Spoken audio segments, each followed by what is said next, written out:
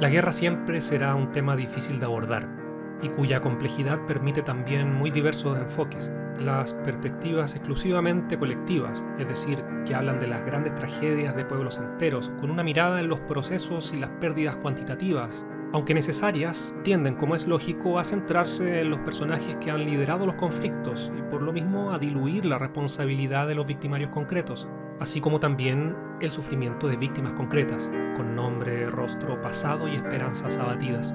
Por ello los textos con un enfoque crítico sobre la guerra rehúyen la grandilocuencia, lo pomposo, las alusiones a valores o conceptos trascendentes que dulcifiquen de alguna manera lo narrado.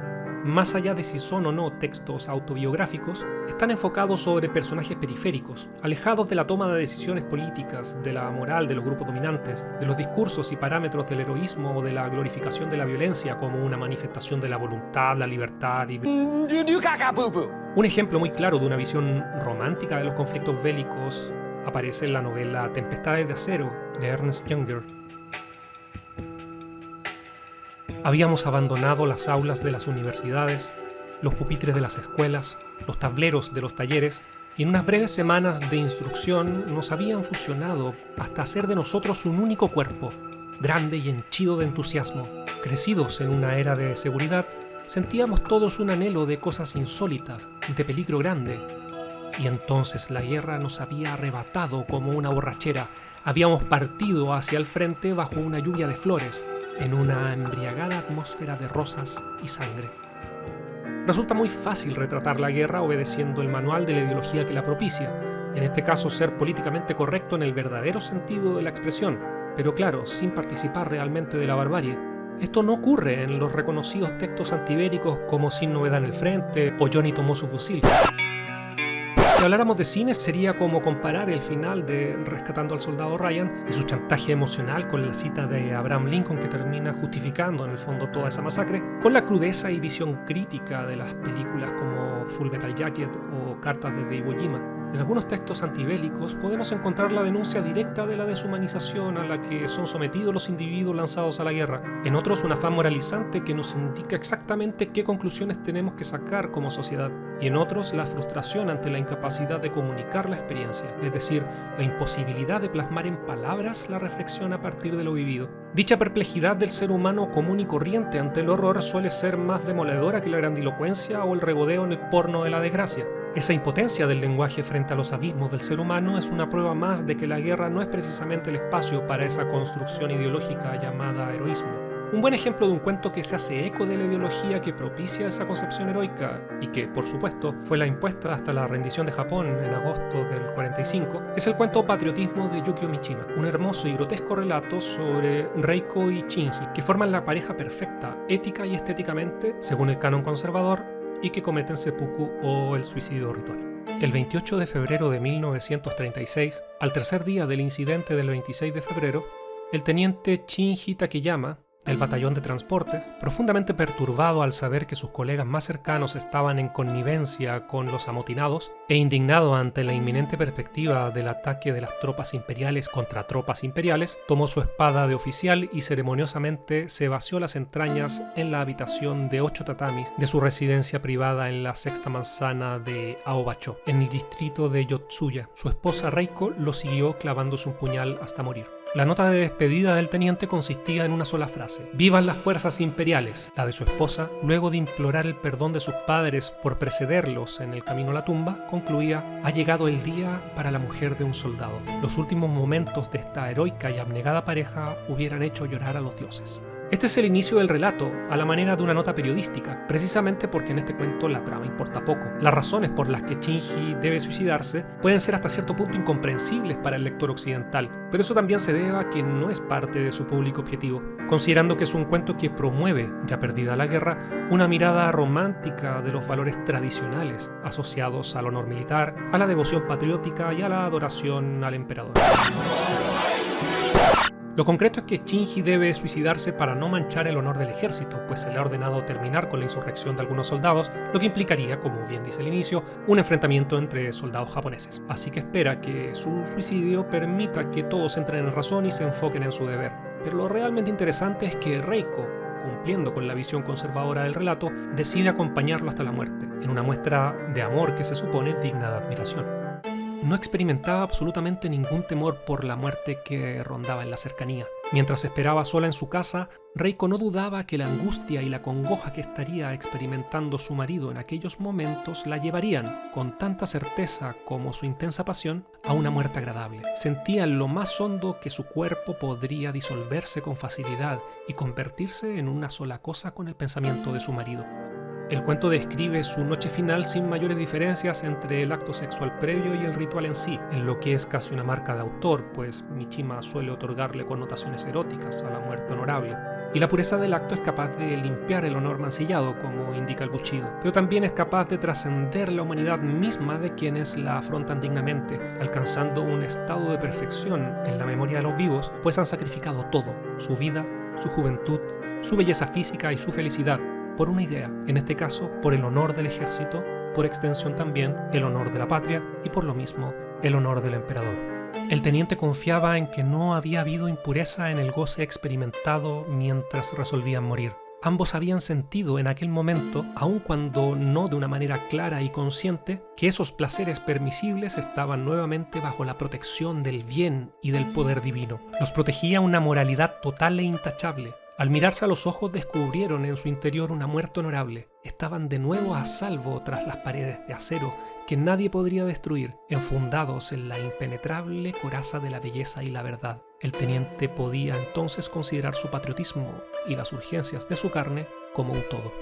Y aunque la vida de los autores no es algo que me interese demasiado a la hora de evaluar un texto, me permito una excepción por la ironía que genera la comparación en este caso. Admiro profundamente la obra de Yukio Mishima, sin estar de acuerdo con su visión política, que a veces parece una caricatura del fascismo, lo que ya es decir bastante. Asumo que fue un genio lleno de contradicciones y culpas. Su infancia atormentada a pesar de sus privilegios, su ego hipertrofiado, su particular visión del cuerpo, el choque entre la sexualidad y su cultura conservadora, su necesidad de aprobación, su admiración por la cultura occidental a pesar de su delirante nacionalismo. En fin, la tensión constante entre libertad y represión sin duda lo convierten en un ser sumamente complejo y que no pretendo analizar en 10 minutos. Pero su relación con la guerra y el suicidio, asunto que aborda en Patriotismo y en su tremenda novela Caballos Desbocados, nos muestra algo de su mala conciencia, porque durante la guerra Mishima fue seleccionado para ser kamikaze. Y aunque la historia oficial indica que logró escapar de dicho destino al detectarse síntomas de tuberculosis en el examen médico,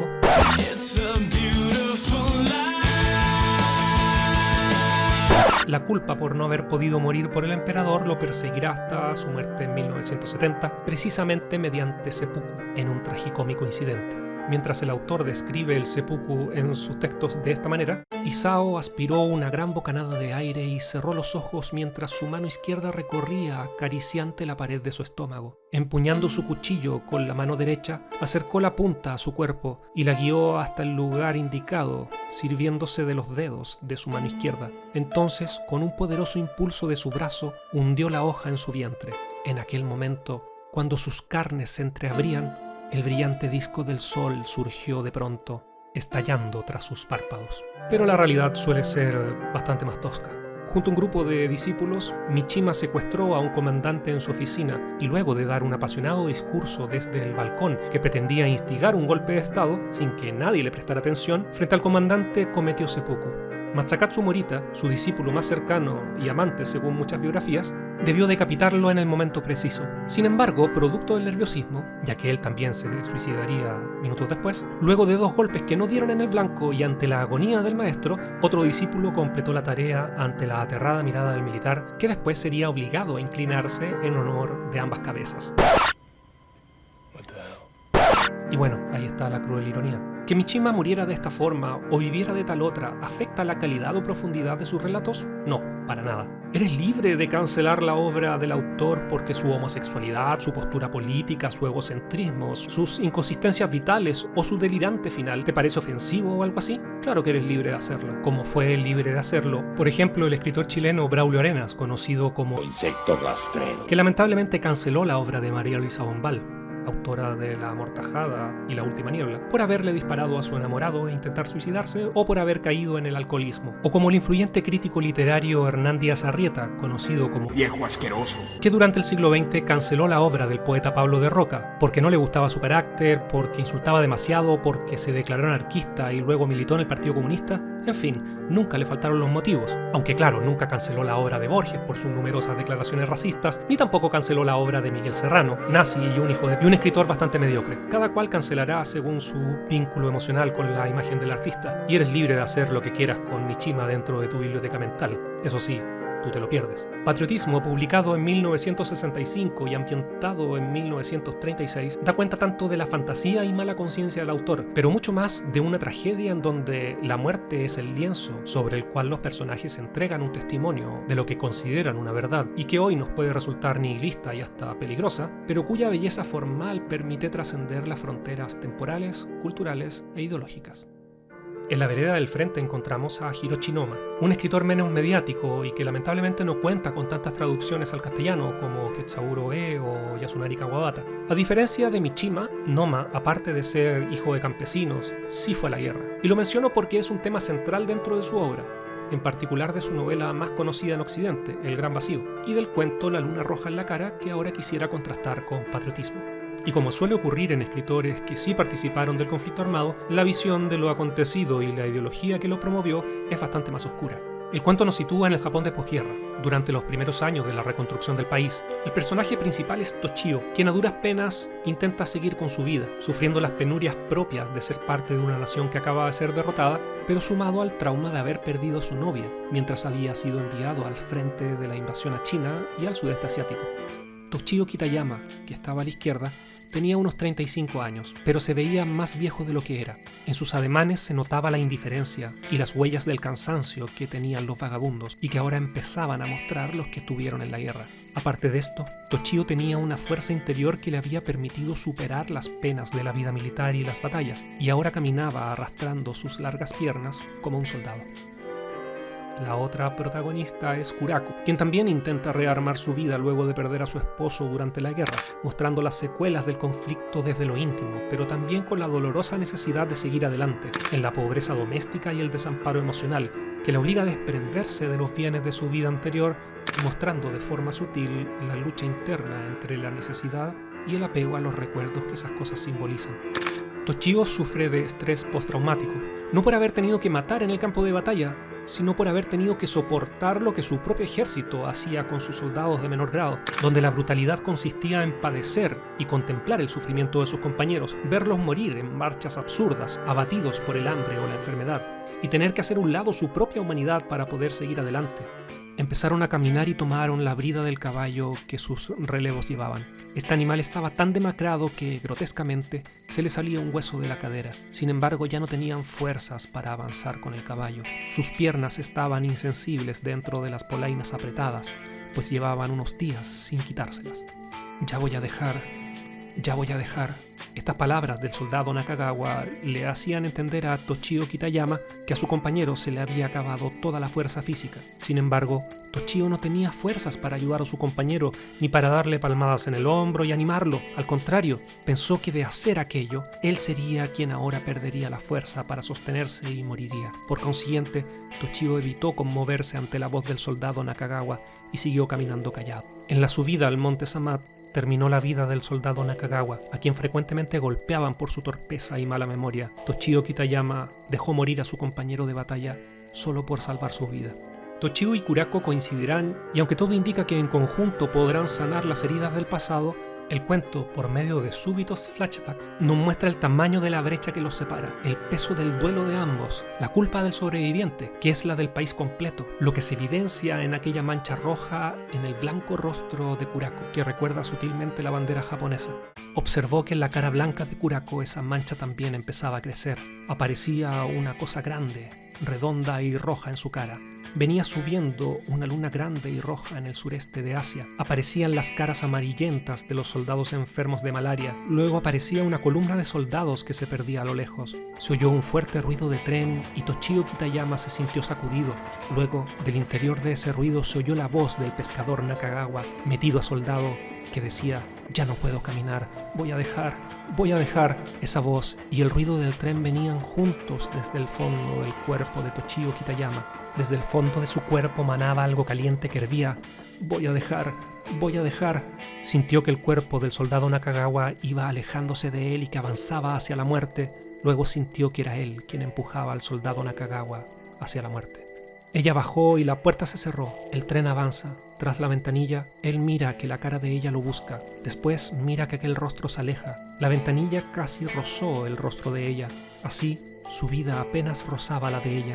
Sintió que entre sus dos vidas, a gran velocidad, había pasado una placa de vidrio transparente.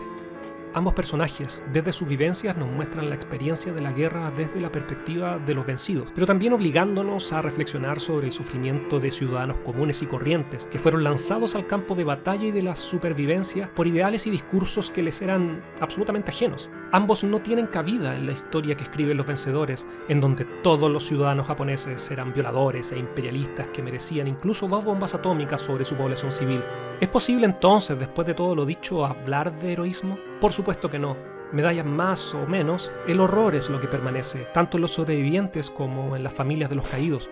Quizás el único acto heroico tras la guerra sea contar la verdad a quienes no la querían escuchar, por miedo, ignorancia o conveniencia, y no olvidar aquello que advertía en un poema Bertolt Brecht. La guerra que vendrá no es la primera. Hubo otras guerras. Al final de la última, hubo vencedores y vencidos. Entre los vencidos, el pueblo llano pasaba hambre. Entre los vencedores, el pueblo llano la pasaba también.